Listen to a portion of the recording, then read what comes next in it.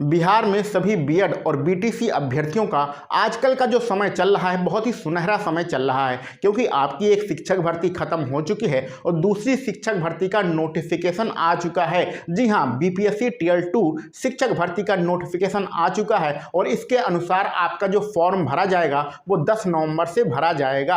आप कल यानी कि 5 तारीख से इसकी फीस जमा कर सकते हैं। तो थोड़ा सा उल्टी प्रक्रिया है, उसके बारे में भी हम लोग चर्चा करेंगे। लेकिन जब से यह नोटिफिकेशन आया है तब से जो जूनियर वाली भर्ती यानी 6 से 8 वाली भर्ती है उससे संबंधित बहुत सारे अभ्यर्थी लगातार कमेंट कर रहे थे कि इसका जो एग्जाम पैटर्न है, परीक्षा पैटर्न है, उसमें क्या क्या परिवर्तन किए गए हैं और किस प्रकार से हमारा पेपर हो गया। तो आपके जितने भी प्रश्न हैं उन सभी प्रश्नों का आंसर इस वीडियो में देने की हम कोशिश करते हैं। तो चलिए पूरा डिटेल में हम लोग चर्चा करते हैं कि आपका क्या परीक्षा पैटर्न है, किस प्रकार से पेपर होगा और कितनी आपकी भर्तियां आएंगी और किस प्रकार से आपका फॉर्म भरा जाएगा।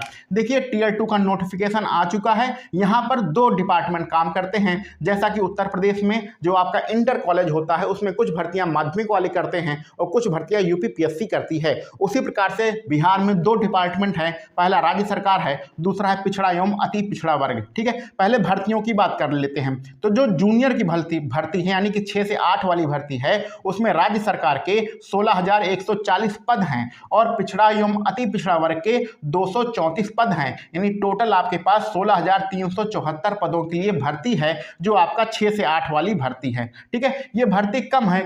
कम क्यों है अभी इस पर भी हम लोग बात करेंगे, क्योंकि यहाँ पर चर्चा चल रही थी कि 6 से 8 में लगभग 32,000 पद आएंगे और ये कम क्यों है, आधे क्यों है, इस पर भी हम लोग बात करेंगे। जो आपका टीजीटी है यानी कक्षा 9 से 10 है, इसमें 18,870 पद जो हैं वो राज्य सरकार के हैं और बाकी की ये विशेष पद हैं और ये 248 वाला इस वर्ग का है। टोटल मिला के 19,147 पदों पर भर्ती आपकी आएगी। और आपका जो इंटर कॉलेज है यानी कि आपका पीजीटी जिसे कहते हैं 11 और 12 वाला, उसमें 18,577 और प्लस 403 कुल मिला के 18,980 पदों के लिए भर्ती आएगी। और इंटर कॉलेज में आप अगर डायरेक्ट प्रिंसिपल बनना चाहते हैं, प्रधानाध्यापक बनना चाहते हैं, तो प्रधानाध्यापक के भी आपके पास 31 पद हैं। तो 31 प्रधानाध्यापक के भी हैं। तो 4 पदों के लिए भर्ती आएगी, 6 से 8, 9 से 10, 11 से 12 और आपका 31 पद प्रधानाध्यापक के रहेंगे। और इन सभी पदों के लिए कौन एलिजिबल है? बीएड। तो जो हमारे बीएड वाले भाई बंधु हैं वो सभी पदों के लिए फॉर्म भर सकते हैं और बीटीसी वाले ये जो आपका जूनियर वाली है 6 से 8 इसका फॉर्म भर सकते हैं। क्लियर हो गया? इतना बात क्लियर। अब हम लोग यहाँ पर चर्चा करते हैं 6 से 8 वाली जो भर्ती है उसका क्या एग्जाम पैटर्न है। ये एग्जाम पैटर्न सबका है, 6 से 8, 9 से 10, 11 से 12 सबका एक ही एग्जाम पैटर्न है। तो एक ही एग्जाम पैटर्न है, उस पर हम लोग चर्चा करते हैं। ये सिर्फ 6 से 8 का नहीं है, 9, 10 का भी है और 11, 12 का, सबका एग्जाम पैटर्न एक ही है। तो एग्जाम पैटर्न की बात करते हैं। टोटल पेपर कितना होगा? 150 नंबर का पेपर होगा। टोटल आपका 150 नंबर का पेपर होगा, लेकिन जो मेरिट बनेगी वो 120 नंबर में बनेगी।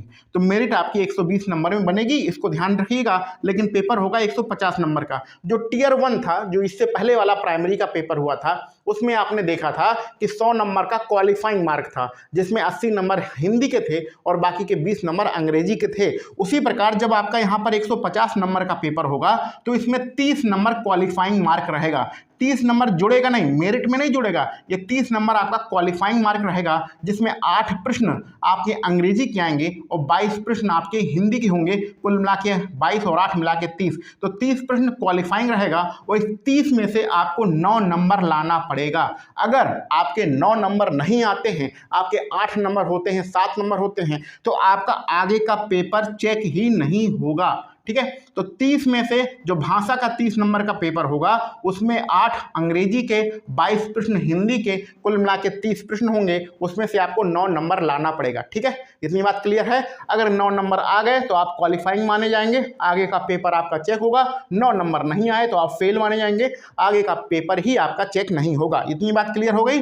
अब मेरिट किससे बनेगी? मेरिट इस 40 नंबरों से बनेगी। 40 नहीं, 120 नंबरों से बनेगी, जिसमें 40 नंबर किसके रहेंगे? आपका जीएस और जीके, इतिहास, भूगोल, नागरिक शास्त्र, अर्थशास्त्र, ये जो हमारा जीएस और जीके वाला पोर्शन होता है ये आपका 40 नंबर का रहेगा। डिटेल इसका नोटिफिकेशन आने दीजिए, उसमें आपका एक एक चीज लिखा रहेगा। ठीक है, और 80 नंबर किसके होंगे? आपके सब्जेक्ट के होंगे। तो 80 नंबर सब्जेक्ट के, 40 नंबर आपका जीएस जी के, कुल मिला के 120 नंबर। 120 नंबर की मेरिट बनेगी। इस 30 30 नंबर को मेरिट में शामिल नहीं किया जाएगा, ये सिर्फ आपका क्वालिफाइंग रहेगा। क्लियर है। अब 6 से 8 की बात करते हैं। तो 6 से 8 में आपने देखा है 3 विषय में आपकी भर्ती आएगी। अगर आप बीएससी किए हैं, चाहे बायो से चाहे मैथ से, चाहे आपने बायो पढ़ा है चाहे आपने मैथ पढ़ा है, दोनों कंडीशन में आपको गणित और विज्ञान का पेपर मिलेगा। यानी गणित में विज्ञान मिला के 80 नंबर आपके आएंगे और 40 नंबर आपको जीएसजी के रहेगा।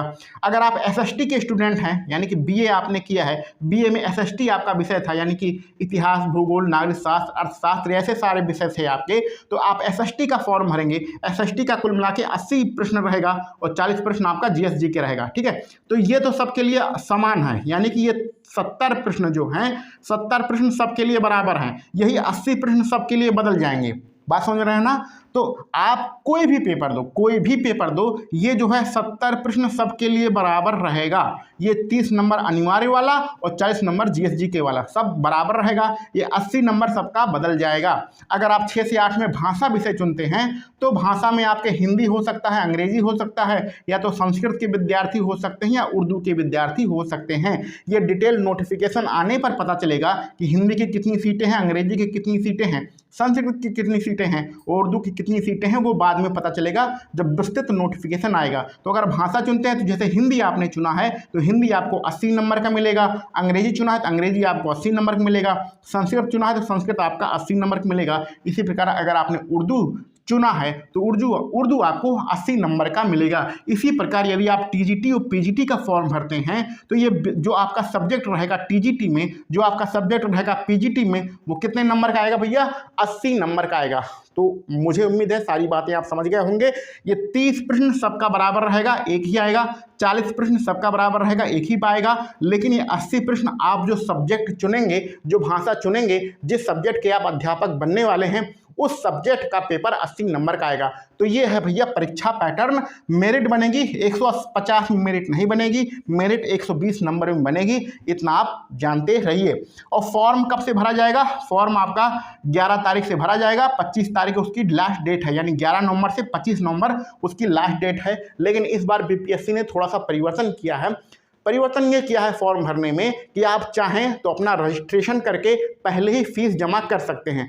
फॉर्म तो आपका 11 तारीख से भरा जाएगा, लेकिन आप अपना रजिस्ट्रेशन करके पहले से ही फीस जमा कर सकते हैं। तो यदि आप एडवांस में काम करना चाहते हैं कि रजिस्ट्रेशन कर दें और फिर फीस जमा कर दें, तो उसकी जो तारीख है वो कल से स्टार्ट है, यानी कल 5 नवंबर से 14 नवंबर के बीच में आप अपना रजिस्ट्रेशन करके फीस जमा कर सकते हैं। फीस आपकी पहले जमा हो जाएगी और फॉर्म आपका 11 तारीख से भरा जाएगा। ये समझ रहे हैं ना।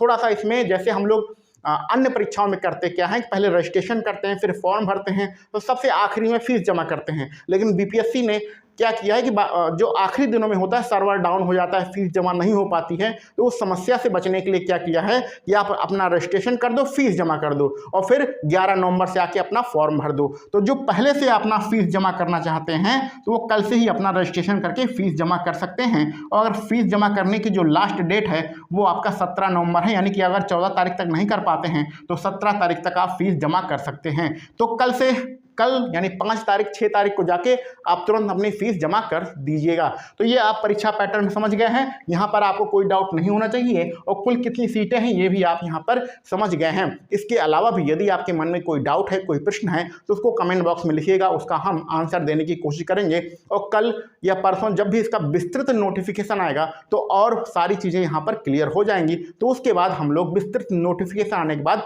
आपसे दोबारा मिलेंगे और सारी चीज़ों पर चर्चा करेंगे।